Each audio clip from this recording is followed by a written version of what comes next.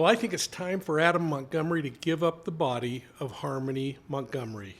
This little girl deserves a proper burial, and this guy has admitted to destroying evidence and desecrating her body. I mean, why on earth is this guy not telling where she is? It's President's Day in America, and I think honest Abe Lincoln would be mortified.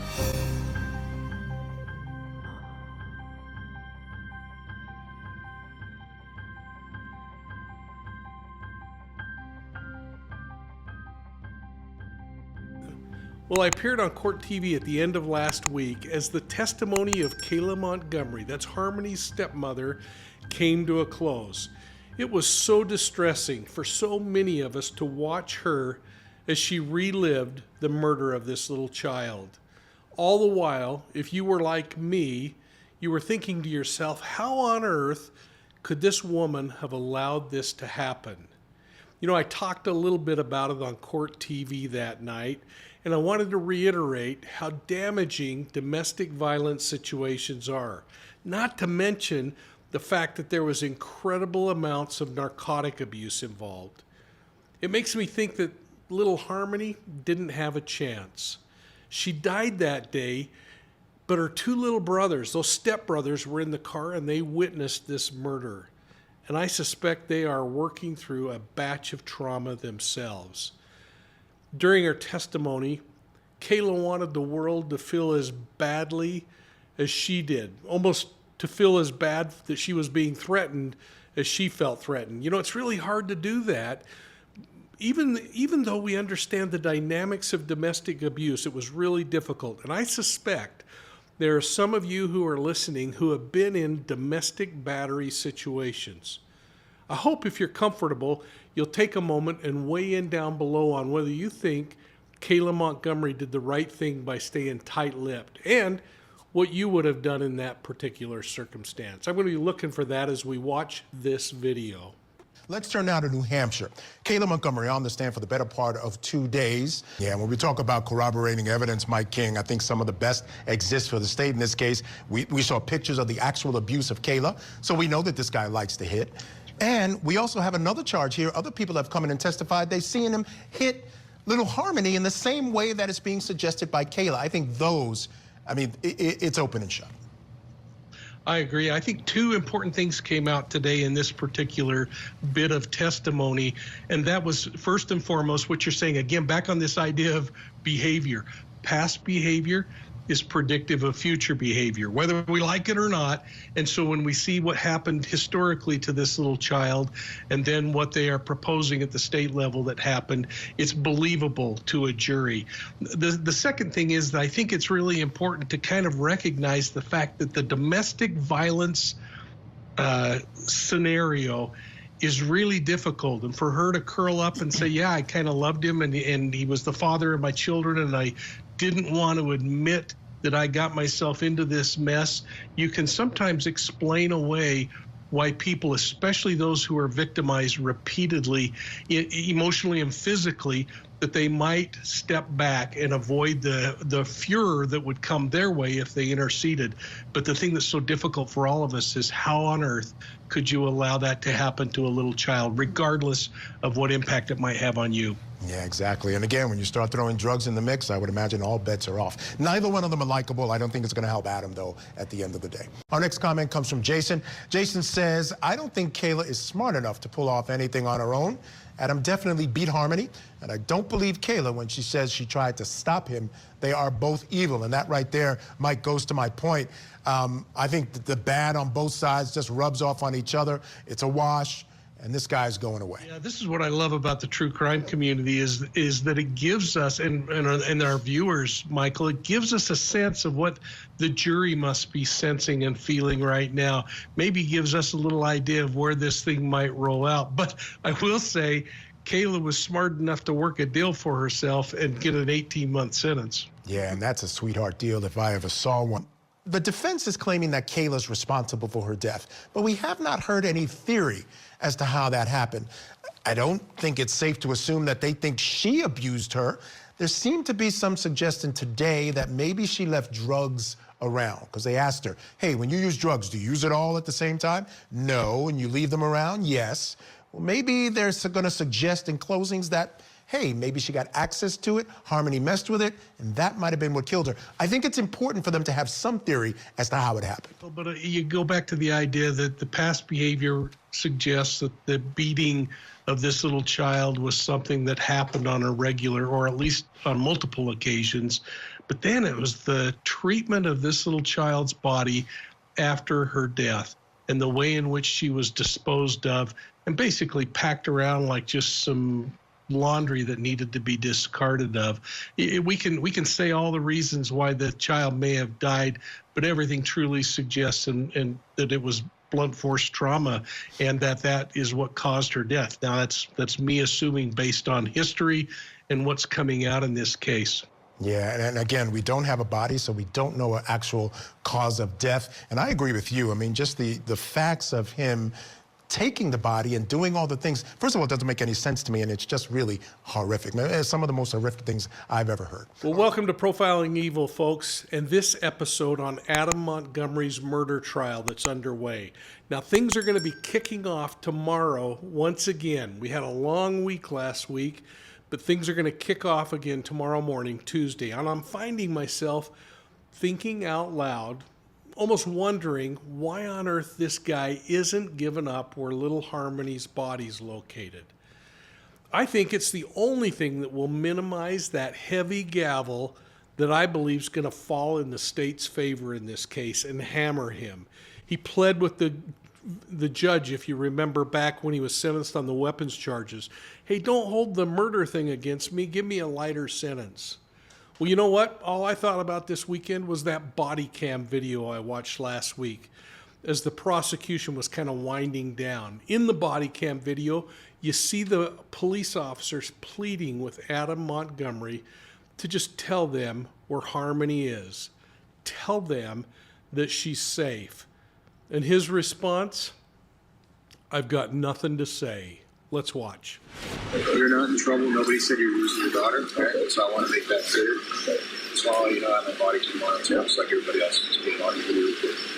So you just need to find out where she is. That's all I'm concerned about. You're not in any trouble right now that I know of. Okay. You have no warrants. Okay. So where's your daughter so we can check on her to make sure that she's okay? Right now, I have nothing to say, you guys. But that's not what I'm just asking where she is. I have nothing to say. So you don't care if your daughter's okay? I do. I listen, I have nothing to say. Well, this morning early, I joined Julia Janae on Court TV to talk about this case in preparation for its resumption tomorrow morning. But I want to remind you of a couple of things that came out. Things that I'm going to just kind of speak from or shoot from the hip or share from the heart that keeps bugging me. Things like Adam Montgomery going out and renting or having his buddy rent a U-Haul truck, the same truck that he must have used to dispose of Harmony's body. It bugs me that the buddy didn't know anything about the body or what was going on. I guess we have to just accept that. If we go back even earlier in the case, we also heard from the prosecution that after Harmony was murdered, that Adam Montgomery allegedly stuffed this little child inside of a bag while he was trying to get people to jump his car. And then he hung on to the bag and the little girl's body for an extended period of time. Shows some of the disorganization that was going on. I kept thinking about the fact that he kept this body in the Econo Lodge where they were staying. And then later, when they were staying in the apartment over on Union Street, the place where they found the bloodstains up in the ceiling tiles, neighbors were complaining about the stench, the smell of something rotting coming from the apartment. So he started taking this bag to work and stuffing it in the freezer. And people at work were really troubled by that, but nobody called. It was also during this time that a friend of Montgomery's testified in the trial that Adam Montgomery actually told him that he had made a big mistake. He said, I effed up. But when this guy tried to pry a little more, apparently he and Montgomery decided just to do cocaine instead, and he completely forgot about the little girl. forgot about her like so many people did for 2 years, 2019 till 2021. And a lot of people can say they were asking about her, but it doesn't seem like it. 2 years went by. I thought a lot about Kayla Montgomery's testimony and her fear that she expressed having of Adam Montgomery, while almost in the same breath expressing how much she loved him and that she wanted to keep him hanging around because she needed help raising her 2 boys. That's incredible judgment that just has me scratching my head thinking about that. Is this the guy you want helping raise your children? In fact, when you think about what she was going through, there was testimony that came out during the trial thus far where a friend talked about the domestic violence situation. But before that, I want to just mention, do you remember the property manager that said Adam would beat up Kayla so savagely that her eyes and nose would be covered in blood? Another witness testified that she saw new bruises on Kayla Montgomery almost every day, testifying that Kayla actually confided in her that Adam was abusing her. In fact, this friend also testified in court that some of the bruises were almost like the size of a fingerprint, while others looked like a fist. So there you go. I don't know what you were thinking about this weekend, but knowing that I was going to be on court TV this morning, I was thinking about the Harmony Montgomery murder and what I needed to do to prepare for this morning's TV presentation. It just seems logical to me that now's the time for Adam Montgomery to come forward and tell where he disposed of Harmony's body. We know that he tried acid and many other things, including, can you imagine, a food blender to try to get rid of her body? We need to know. And frankly, that's the only thing that's going to minimize the amount of time he does in prison. Because remember, this is a second degree. Let's watch what I talked about today on Court TV. Mike King, podcast host of Profiling Evil. We know these jurors are likely doing some profiling of their own. Do you think the image that we have of Adam Montgomery and how he would be seen inside of this courtroom, would it be too much to overcome if he had been there every single day? Let's assume he may show up for his defense case. Yeah, I think so. I mean, the big issue to me is that by not being there, he has 2 choices: either to say, I'm so distraught I can't even get out of bed, and we know that's not the case from what we're seeing, or come in and face that those witnesses that are on the stand, clean himself up even more, and admit the fact that, hey, I was a drug addict, I was out of my mind, but I would never do this, and I witnessed my wife, if that's going to be his claim, do this. All he can do at this point is cast blame somewhere else, because the evidence physically, forensically, the admissions that he makes, not confessions, but the admissions that he makes, those body cam videos of him in the parking lot refusing to answer where his daughter, those things are going to be such a huge mountain to overcome that all he can do is say somebody else did it. Those are interesting recommendations or predictions of where he may go, Mike, to say he's distraught and that's why he can't be in the courtroom. We've heard it's because he doesn't want to get strip searched leaving the prison, but that's not what the jury would be privy to. And also to take accountability of being an addict. He's already, it seems, taken accountability for the falsifying of evidence, the moving of the body. Tommy Pope, should he testify? If you were his attorney and he wanted to testify, would you advise him not to? Or based on the state's case, do you think it's not going to hurt him any worse? I think you hit the nail on the head. It's not going to hurt any worse. I think at this point, you know, as macabre as what I'm about to say sounds, I think the murder is less heinous than the carrying of the body around for weeks and months or however long a period of time that was, and moving the body from place to place. That defies logic. Now, with that being said, sometimes cases can be so crazy that the jury, you know, assigns some lesser responsibility there. But I cannot, in following this case, understand the moving the body around and so many opportunities. It's hard to say how much I love this child. I would never hurt him, but I will carry him around and put him in a cooler and put him in a ceiling and do all the things that were done to this poor child's body. That's going to be a difficult thing. At this point, he has not ever let anyone know where the remains are.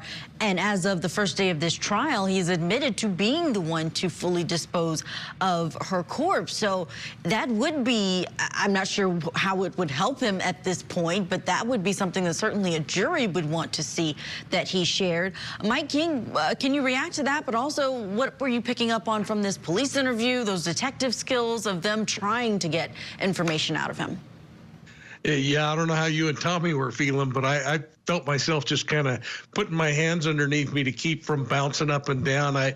There's a critical point in an interview where you have the suspect contemplating, and they hit that point in this interview, and what Montgomery does is just kind of classic. He then kind of changes the subject, and he goes from harmony and this kind of intense moment where he's saying, hey, we're really concerned about finding this little tyke, and you can see him kind of pulling in, and you can see him working his fingers, and it gets quiet, and this is always an uncomfortable moment for the interviewer, and obviously we want it to be uncomfortable for the person being interviewed, but that's a time when you let the seconds tick away. You don't jump in with other things to say, especially if the person that you're focusing on starts to change the subject from harmony and concern about her to, oh yeah, you really hurt my feelings and you came in with a SWAT team,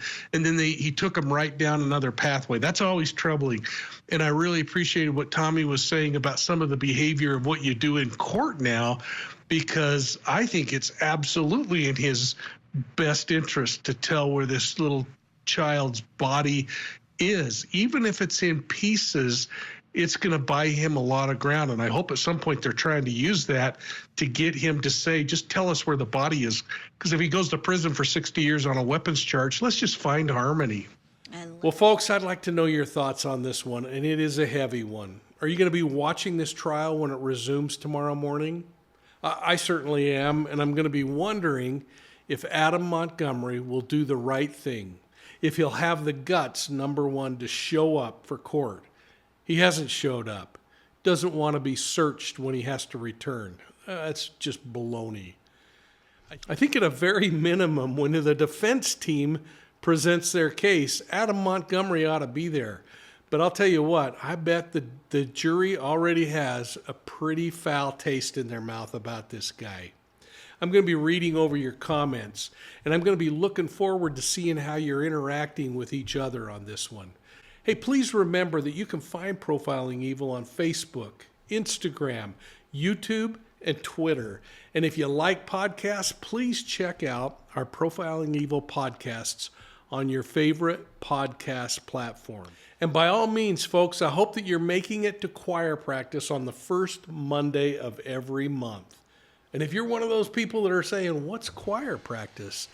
Then you got to ask somebody else in the chat. But make sure you're hitting the like and subscribe button and getting the notifications so you know when choir practice comes. It's a blast. In fact, I think it's probably my favorite live broadcast.